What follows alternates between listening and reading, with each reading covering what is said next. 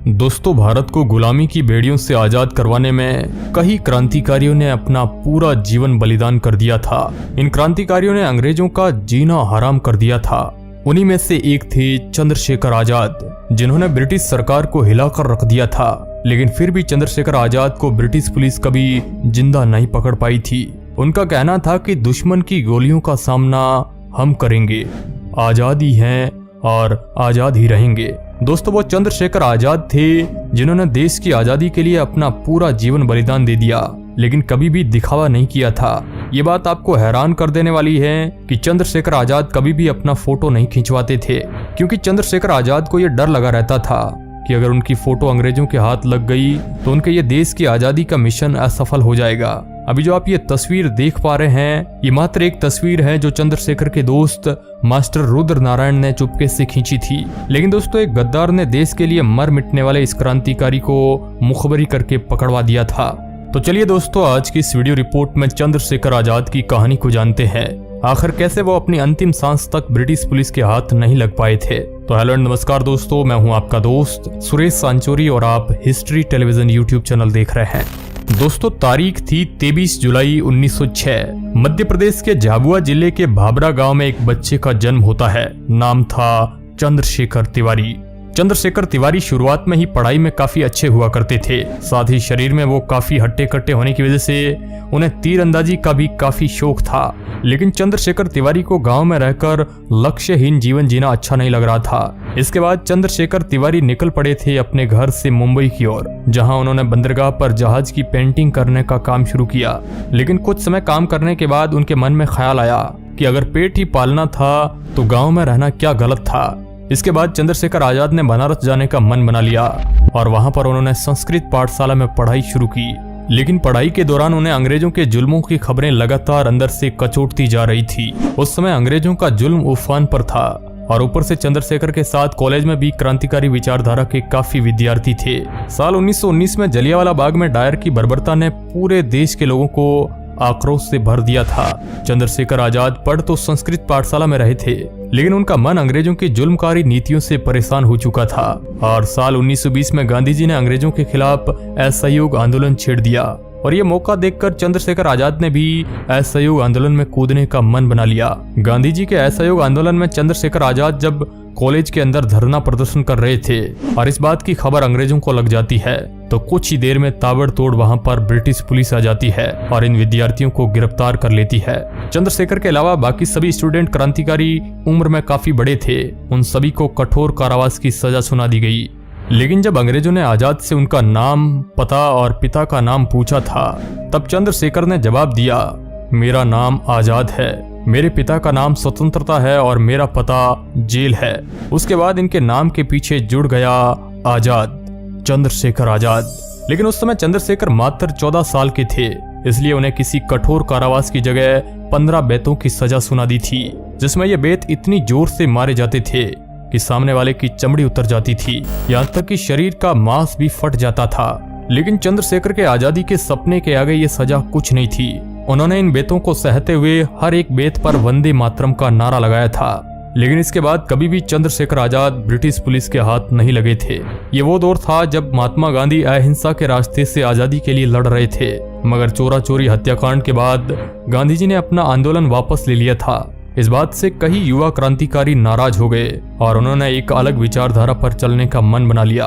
उन्हीं युवा क्रांतिकारियों में से एक थे चंद्रशेखर आजाद। इसके बाद चंद्रशेखर आजाद हिंदुस्तान रिपब्लिकन एसोसिएशन संगठन में शामिल हो गए, जो क्रांतिकारियों का ही एक संगठन था। मगर उस समय चंद्रशेखर आजाद की आर्थिक स्थिति भी ठीक नहीं थी। लेकिन आजाद को चिंता ये नहीं थी, बल्कि आजाद को चिंता थी भारत माता की। इसके बाद साल आता है 1925 का। तारीख थी 9 अगस्त। चंद्रशेखर आजाद और उनके साथी क्रांतिकारियों ने अंग्रेजों की एक ट्रेन में मौजूद खजाने को लूटने का प्लान बनाया। 8 डाउन पैसेंजर गाड़ी के दूसरे दर्जे के डिब्बे में चंद्रशेखर के 4 साथी क्रांतिकारी सवार थे। उन्हें यह काम दिया गया था कि उन्हें निश्चित स्थान पर जंजीर को खींचकर ट्रेन को रुकवा देना है और बाकी के लोग चंद्रशेखर आजाद के साथ उसी ट्रेन के तीसरे दर्जे के डिब्बे में सवार थे। उनमें से कुछ लोगों को गार्ड और ड्राइवर को पकड़ने का काम सौंपा गया था, जबकि बाकी लोगों को गाड़ी के दोनों ओर पहरा देने और खजाना लूटने की जिम्मेदारी दी गई थी। जिस समय ट्रेन की जंजीर खींची गई तब लगभग अंधेरा हो गया था। गार्ड और ड्राइवर को पेट के बल लिटा दिया गया और तिजोरी को ट्रेन से नीचे गिरा दिया गया। तिजोरी काफी वजन में भारी और मजबूत होने की वजह से उसे हथौड़ी के जरिए तोड़ा गया। तिजोरी भी अशफाक उल्लाह के हथौड़े की मार के आगे ज्यादा देर तक नहीं टिक पाई थी। इस तरह इन क्रांतिकारियों ने मिलकर अंग्रेजों के उस खजाने से भरी ट्रेन को लूट लिया था। काकोरी ट्रेन डकैती में आजाद को छोड़कर सभी क्रांतिकारी पकड़े गए, लेकिन चंद्रशेखर आजाद बच निकलने में कामयाब हो गए। इतनी बड़ी ट्रेन डकैती से ब्रिटिश सरकार बौखला गई थी। इसके बाद चारों तरफ क्रांतिकारियों को ढूंढने की धरपकड़ तेज कर दी गई।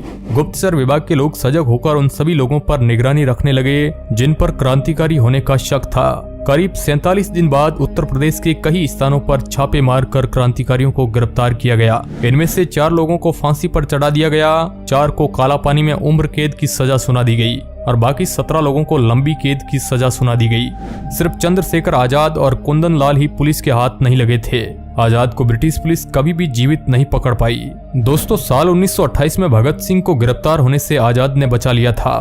दरअसल 1928 में जब भगत सिंह ने पुलिस अधिकारी जेपी सैंडर्स की हत्या की थी, इसके बाद मौके पर कई पुलिस वाले आ गए थे। उनसे बचने के लिए जब भगत सिंह और राजगुरु डीएवी कॉलेज के हॉस्टल की ओर आगे भाग रहे थे, तो इनके पीछे एक पुलिस हवलदार चानन सिंह उन्हें पकड़ने के लिए बहुत तेजी से भाग रहा था। हॉस्टल से सारा नजारा देख रहे चंद्रशेखर आजाद को ये अंदाजा हो गया था कि भगत सिंह और राजगुरु की पिस्तौल में अब गोली नहीं बची है और इनके पीछे फासला भी कम है। हवलदार चानन सिंह भागता हुआ उनके नजदीक पहुंचता, उससे पहले ही चंद्रशेखर आजाद ने उनकी जांघ पर गोली चला दी और वो वहीं पर गिर पड़े और बाद में ज्यादा खून निकल जाने से उनकी मौत हो गई। अंग्रेज पुलिस वालों के नाक के नीचे इस तरह एक हवलदार और पुलिस अधिकारी को मारने की घटना ब्रिटिश सरकार को हजम नहीं हो रही थी। इसके बाद ब्रिटिश पुलिस इनके पीछे हाथ धोकर पड़ गई थी, लेकिन ये क्रांतिकारी यहाँ से भी फरार होने में कामयाब रहे। चारों तरफ अंग्रेजों के बीच इन क्रांतिकारियों को पकड़ने को लेकर माहौल गरमाया हुआ था। इसके बाद असेंबली में बम कांड के बाद भगत सिंह अपने आप को अंग्रेजों के हवाले कर देते हैं। इस बात से चंद्रशेखर आजाद काफी दुखी हुए थे। भगत सिंह को छुड़ाने के लिए चंद्रशेखर आजाद ने कई प्रयास किए। उन्होंने इसके लिए नेहरू जी से भी मुलाकात की। फिर 27 फरवरी 1931 के दिन चंद्रशेखर आजाद नेहरू जी से मिलने आनंद भवन पहुंचे थे। चंद्रशेखर आजाद ने नेहरू जी से पूछा कि आजादी के बाद भी इन क्रांतिकारियों पर ये मुकदमे चलते रहेंगे या इन्हें माफ कर दिया जाएगा। इसके जवाब में नेहरू जी ने कहा कि नहीं, ये बाद में भी चलते ही रहेंगे। इसके अलावा भी कुछ बातचीत होती है। इस मुलाकात के बाद चंद्रशेखर आजाद अल्फ्रेड पार्क में चले जाते हैं। यहाँ पर आकर वे अपने क्रांतिकारी मित्र सुखदेव राज से मुलाकात करते हैं, लेकिन तब तक चंद्रशेखर आजाद की पहले से ही मुखबरी हो चुकी थी। आजाद की आदत थी कि जब भी उनका कोई ऐसा साथी पकड़ा जाता जो उन्हें या उनके रहने के स्थान को जानता था, तो वे अपने रहने की जगह तुरंत बदल लेते थे और जरूरत पड़ने पर अपना शहर भी बदल लेते थे। शायद इसी वजह से कई लोगों द्वारा उनके मुखबरी होने के बावजूद भी उन्हें कई सालों तक अंग्रेजी सरकार ढूंढ नहीं पाई थी। जैसे ही वो उस दिन पार्क में बातें कर ही रहे थे कि तभी वहां पर पुलिस वालों की एक गाड़ी आकर रुकती है। गाड़ी को देखकर चंद्रशेखर आजाद को गड़बड़ होने का अंदाजा हो गया था। इसके बाद एक गोरा अफसर गाड़ी से उतरकर पिस्तौल दिखाकर इनसे पूछता है कि तुम लोग कौन हो और यहाँ पर क्या कर रहे हो। उस समय आजाद का हाथ अपनी पिस्तौल पर ही था। उस अंग्रेज के इस सवाल का जवाब चंद्रशेखर आजाद ने गोली चलाकर दे दिया, लेकिन उससे पहले ही उस अंग्रेज अफसर ने एक गोली चंद्रशेखर आजाद पर चला दी। उसकी गोली आजाद की जांघ में लगी, वहीं चंद्रशेखर आजाद की तरफ से गोली अफसर के कंधे में लगी। दोनों तरफ से ताबड़तोड़ गोलियां चलनी शुरू होती है।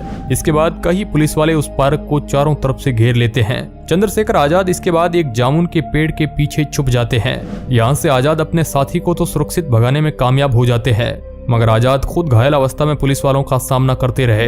लगभग 20 मिनट तक दोनों तरफ से गोलियां चलती रहती है।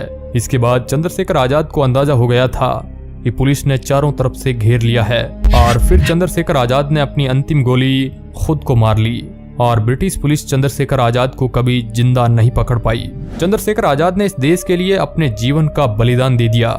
जिस पेड़ के नीचे चंद्रशेखर आजाद शहीद हुए थे, वहाँ हर दिन लोगों की भीड़ लगने लगी थी। लोग वहाँ पर फूल मालाएं चढ़ाने और दीपक जलाने लगे। अंग्रेज सरकार ने रातों रात उस पेड़ को जड़ से काटकर उसका नामो निशान मिटा दिया था और जमीन को बराबर कर दी। इसके कुछ समय बाद ही राजगुरु सुखदेव और भगत सिंह को फांसी दे दी गई। इस तरह युवा क्रांतिकारियों ने इस देश के लिए हंसते हंसते मौत को गले लगा लिया था, जिनकी शहादत को भुलाया नहीं जा सकता है। इन्हीं के बलिदान की वजह से भारत अंग्रेजों की गुलामी की बेड़ियों को तोड़ पाया था। तो दोस्तों, देश के ऐसे वीर सपूतों के बारे में कमेंट में जय हिंद जरूर लिखिएगा। धन्यवाद।